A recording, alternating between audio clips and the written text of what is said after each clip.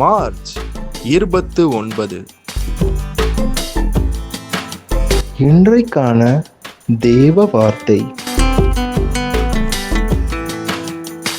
ரகசியம். மாறுபாடு உள்ளவன் கர்த்தருக்கு அருவருப்பானவன். நீதிமான்களோடே அவருடைய ரகசியம் இருக்கிறது. நீதிமொழிகள் 3ஆம் அதிகாரம் 32ஆம் வசனம்.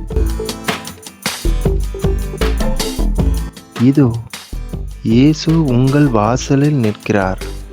அவர் வார்த்தைக்கு செவி கொடுங்கள், அப்பொழுது பிழைப்பீர்கள். இயேசு உங்களை ஆசீர்வதிப்பாராக. அல்லேலூயா. ஆமேன்.